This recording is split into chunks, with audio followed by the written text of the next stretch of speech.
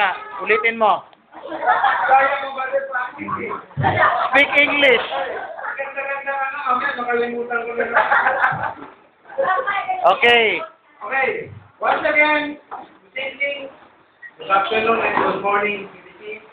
This is your testimony and report.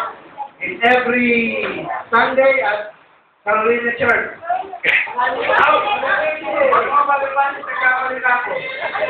This Manaliti Church, 6 to 7 p.m. Now, if you suggest and comment, please call this number, Plaza Anacamdayo, 39-2296-03 and 506. Amen. My report is about, don't interrupt me. Okay. My report is about Brother John. The title of the book is Social Warfare. And before continuing in my report, if you read in Genesis 1:26, can you please open the Bible and read?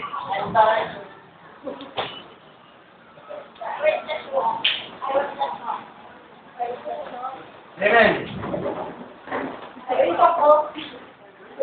Paubos ang oras.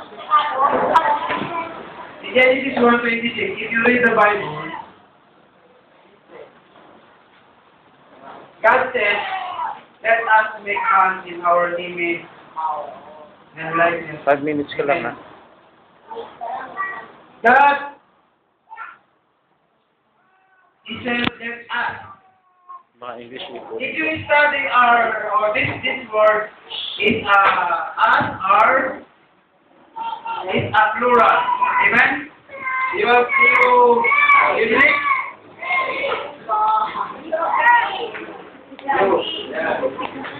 Plural. Amen.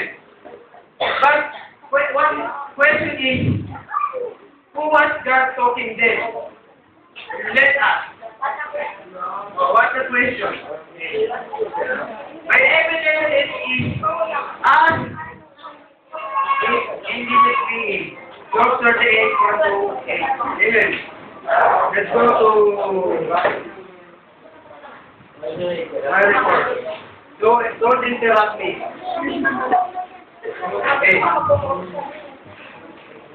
The woman was quite a product. Brother God said, she was created not only the man needs companionship, but also as a helper to him. But God said, let us. He said, let us. This commandment was given of God by Adam while in the spirit. Yeah. Then, Adam is a tangible spirit. The tangible spirit is not attached. Now, but Adam, she not still in the spirit. Yeah. God, after giving the commandment to this man, God is creating the body out of the dust of the ground, and the breath of God is given by Adam, and he was become living soul. Now, Brother, being taking from his side and talking to him because she was separate, the female attribute to Adam. So, Brother God says, being taken from his side, woman and man, Brother God said she was considered equal. His equal. The word equal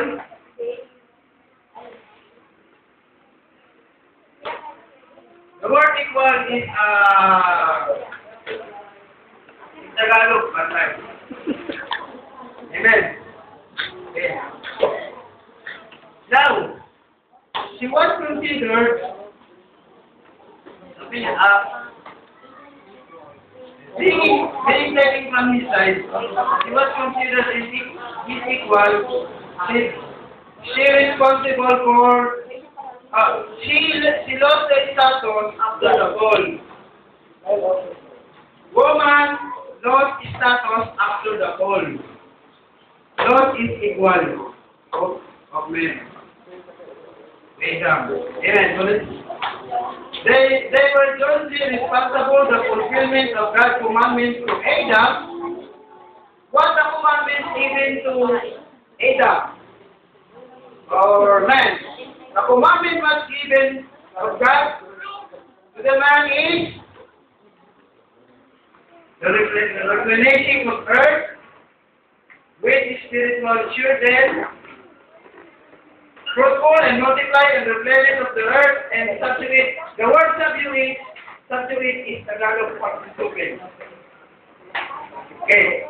In the realm, the revelation is clearly point to the replenishing of the earth with spiritual children of God. It's being conceived, born of word of life according to God's divine love. Amen. Next time, I will more practice to speak English. Kasi ako ay nababaro. Medyo mahirap pero